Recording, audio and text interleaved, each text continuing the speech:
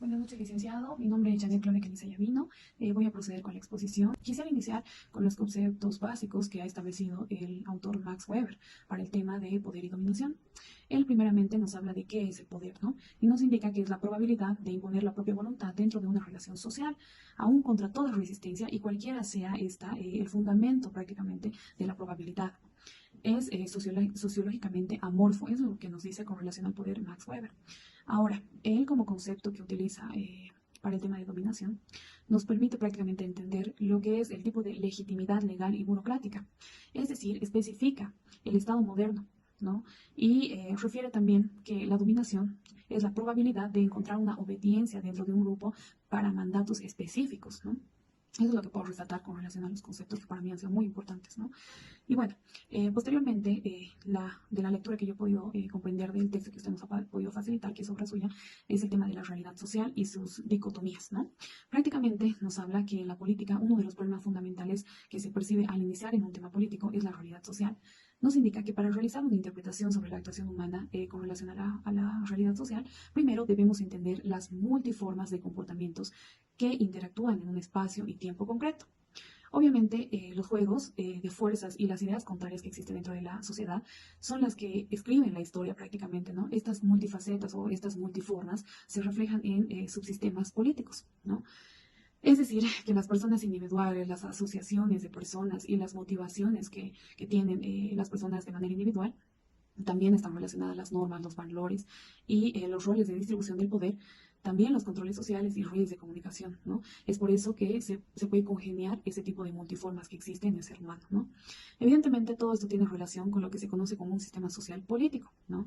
Siendo fundamental la interacción política. Esta nos deberá orientar o guiar hacia una asignación de autoridad, ¿no? Claro, fundamentalmente con relación a los valores que existen dentro de una sociedad, ¿no?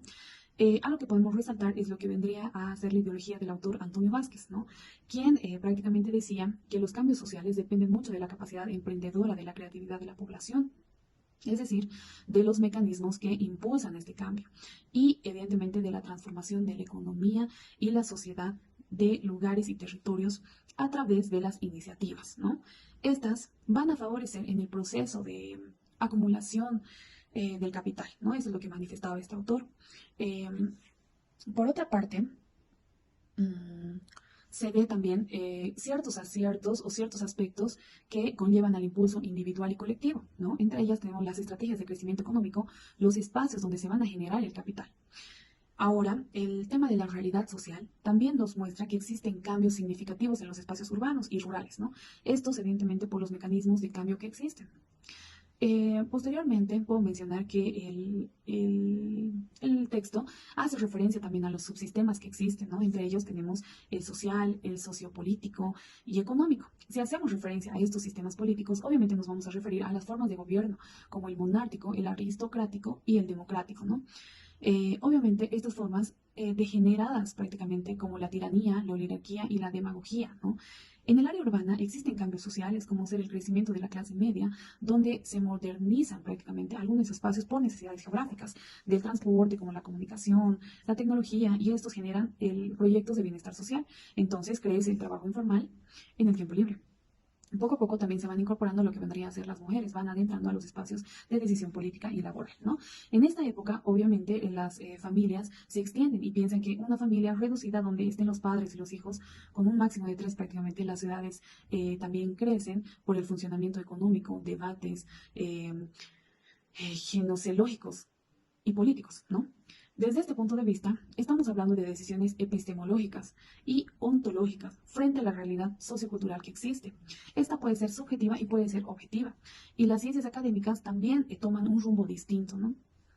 Eh, bueno, ¿qué más puede decir? A ver, es importante y necesario considerar estos cambios sociales, políticos y culturales a los cuales se enfrenta la sociedad y la humanidad, ¿no? Como un punto de partida totalmente distinto. Razón por la cual la ciencia política entra prácticamente en una crisis de paradigmas teóricos, enfoques y planeamiento de nuevas perspectivas que obviamente son distintos, ¿no? Con el pasar del tiempo. Según el autor Julio César Olvera García, la ciencia política desde la Grecia antigua plantea prácticamente términos políticos, ¿no? Donde no se constituía como el objeto de una disciplina autónoma, sino formaban parte de una explicación filosófica, histórica, jurídica y sociológica, ¿no?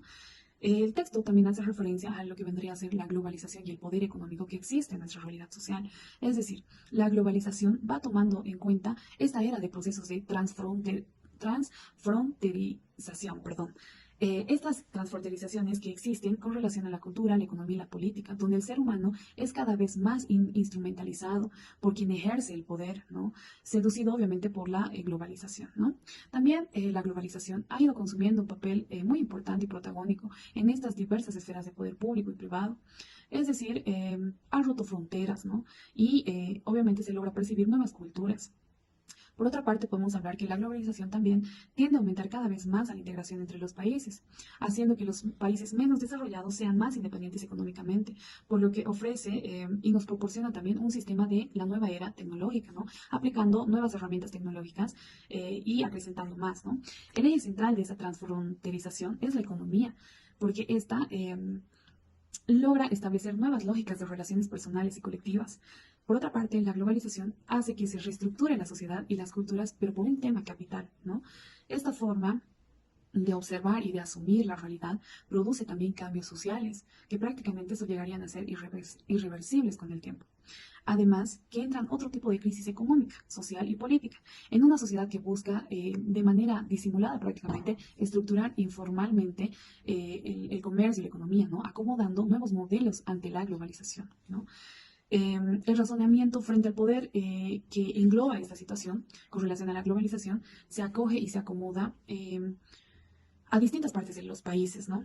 Por lo que es prudente analizar quién tiene el poder económico, ya que es uno de los componentes más fuertes en la realidad social y en la sociedad en general, y de dónde surge esta instrumentalización de la humanidad, ¿no? Entonces, tenemos que la globalización plantea cuatro vías que acercan al Estado con la globalización, ¿no? Entre ellas tenemos el desarrollo tecnológico de las comunicaciones y de la información como tal, ¿no? Posteriormente tenemos los medios de comunicación de masas, eh, también puede ser el comercio internacional y la propaganda, la publicidad también está.